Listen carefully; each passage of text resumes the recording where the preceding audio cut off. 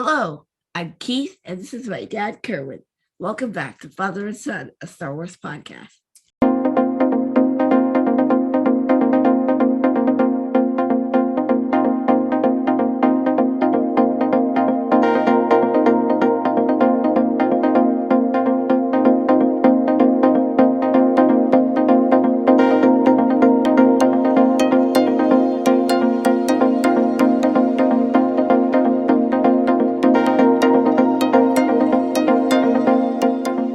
Thank you for joining us. This is going to be a fun episode. We are going to talk about Dr. Aphra. Now, if you don't know who Dr. Aphra is, don't worry. We're going to introduce you to who Dr. Aphra is, and we're going to explain why we believe that the Obi-Wan series, one is coming in May, is a perfect opportunity to see this character in live action. All right. Before we start, we want to ask you to please subscribe. Don't forget to hit the like button if you like this episode. And if you're not a subscriber, please subscribe so you can keep track of any events or any updates that are going on our channel.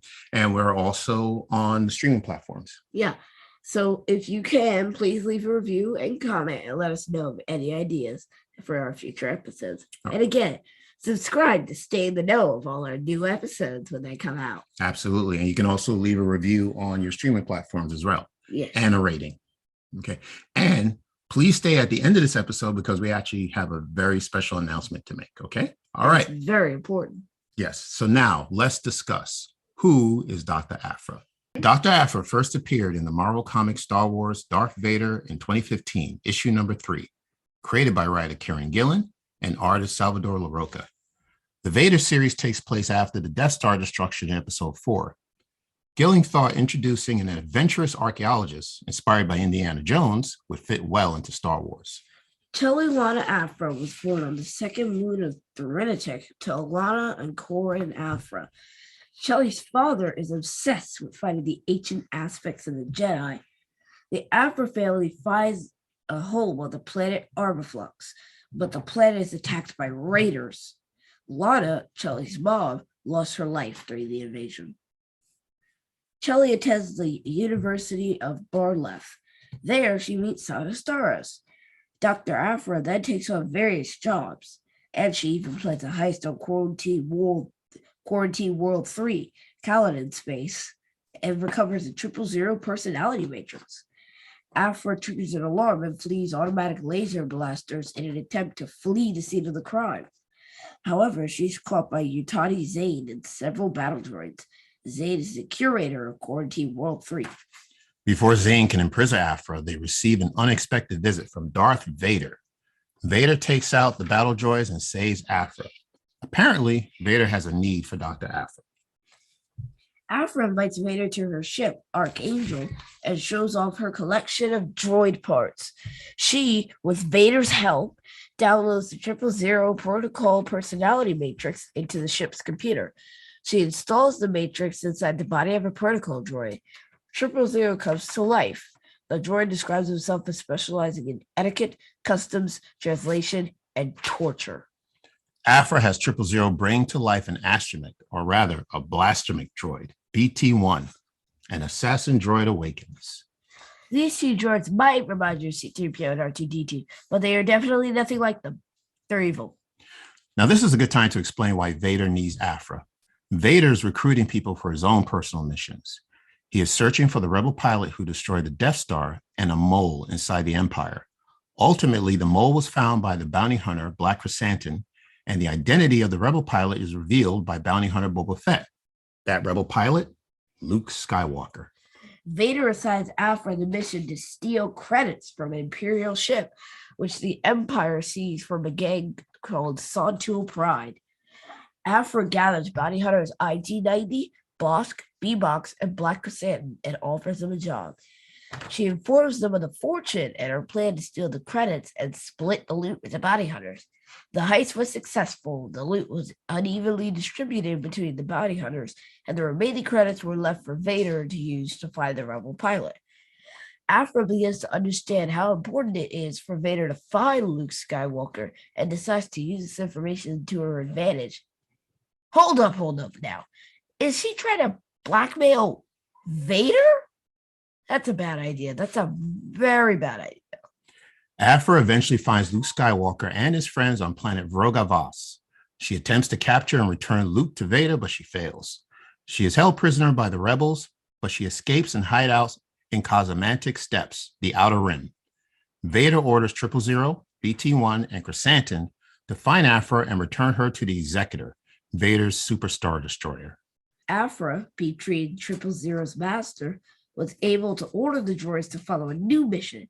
She has a new plan. Aphra pays a visit to Emperor Palpatine himself. What? How? She just shows up in his chamber. Well, didn't he sense her approaching? Hey, it's the comics. Anyway, Vader returns to the Emperor's chamber. Aphra tells Palpatine everything. She spills the beans and the tea, of course. How Vader stole credits for the Empire and slaughtered the people who got in his way. And what did the Emperor say? Well done, my friend. That is the Sith way. Well, that's not exactly what he said, but he was very impressed with Vader's action. Meanwhile, Dr. Aphra is in big trouble. She's trying to talk her way out with Vader. He's not having any of it. He walks over to the airlock and uses the Force to push her inside.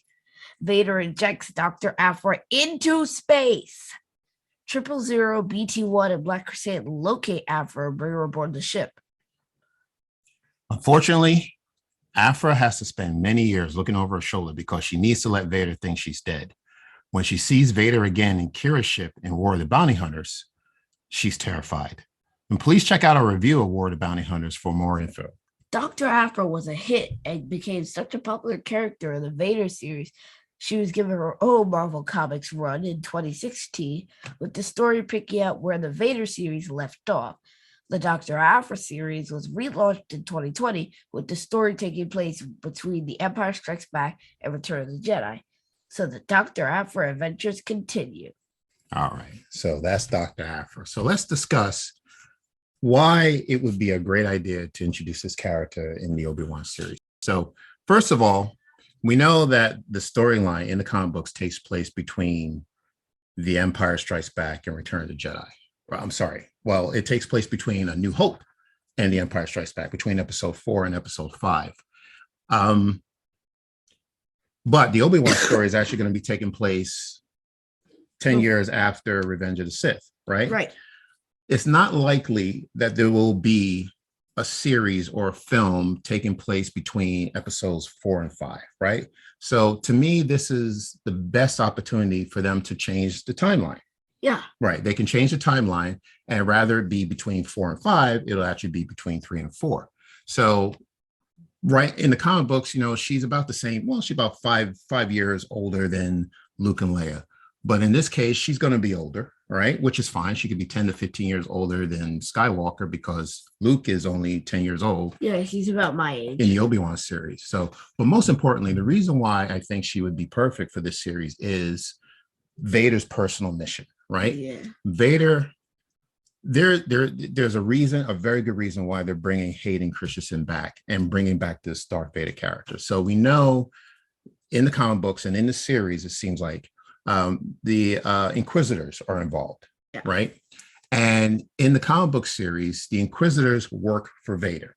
Yeah. And their job is to go out and look for, you know, they're Jedi hunters. Any remaining Jedi that survived Order 66. Their job is to go out and eliminate them. Right. And find these Jedi and eliminate them, like you say.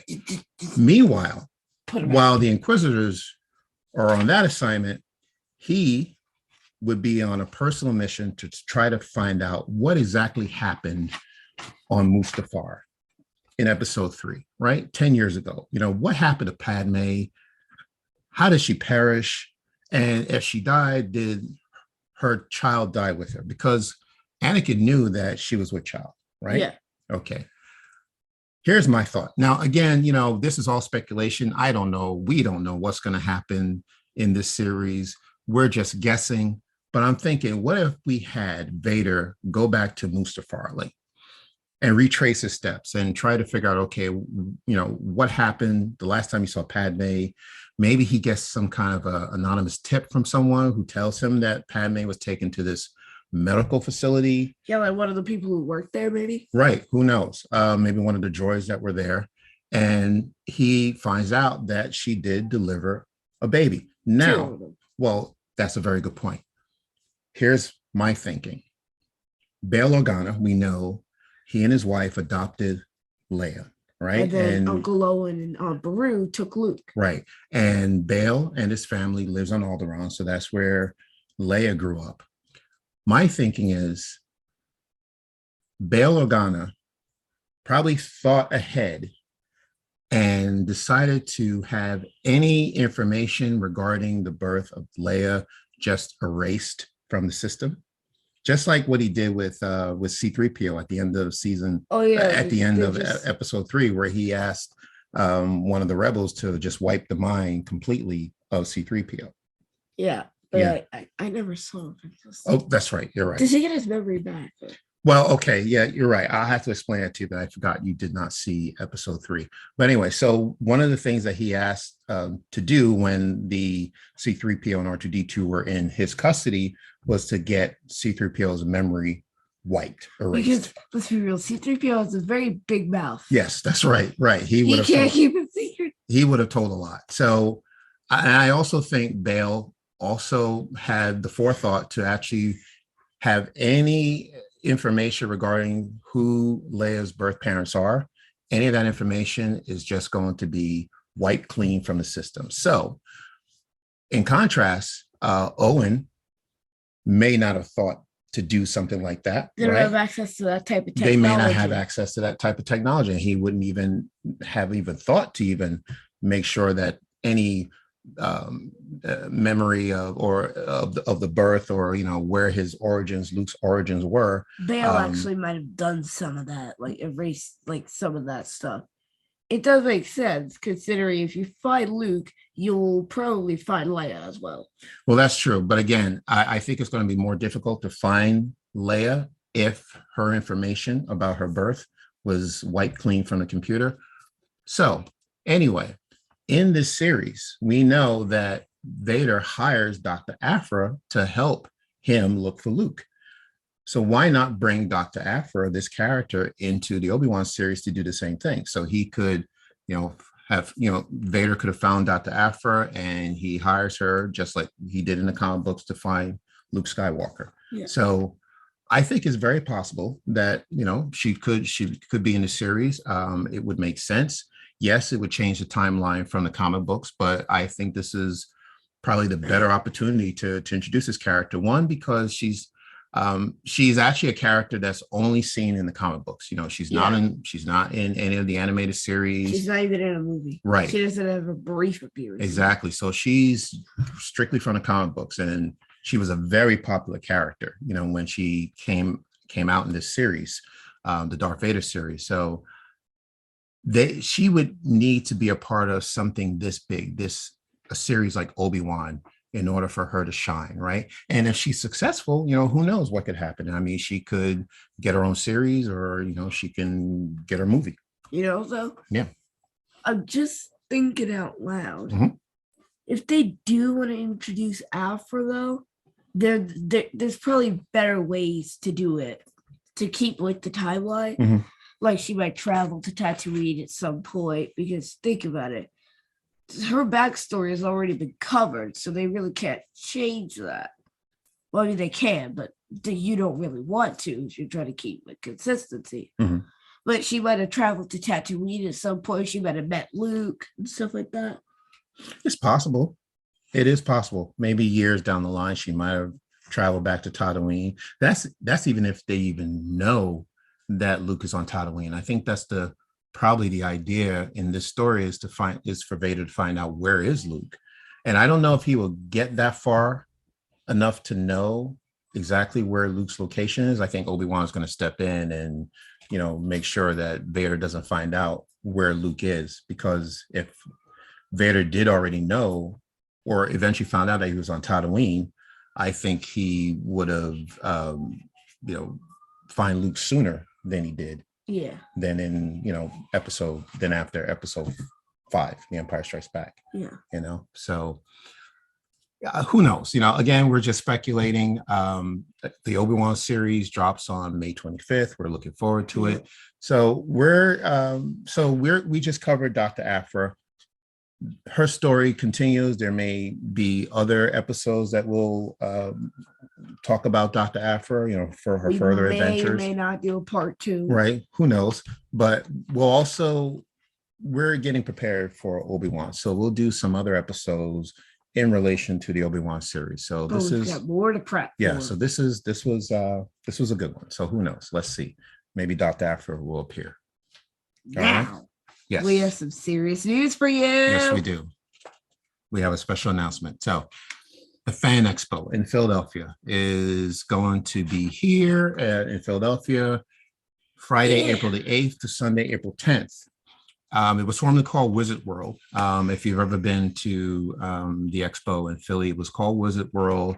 They recently changed owners. So now it's called the Fan Expo.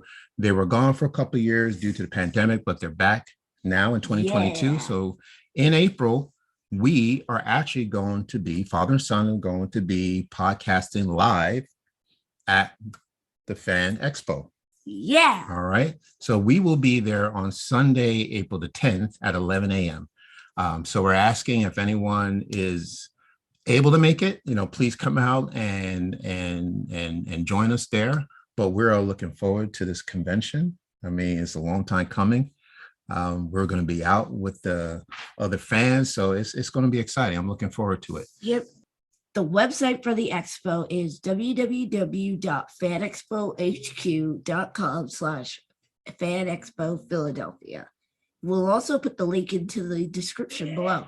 All right. So that is it for this episode. Okay. Keith, where can people find us? Apple Podcasts, Spotify, Stitcher, Radio Public, Amazon Music, Audible, or wherever you get your podcasts. All right. So once again, please, if you like this video, hit the like button, subscribe to our channel, and follow us on Facebook, Twitter, and Instagram at Father Son Galaxy.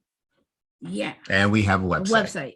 FatherSonGalaxy.com. Okay. So that covers it. All right. So until next time, please take care. And we will see you again.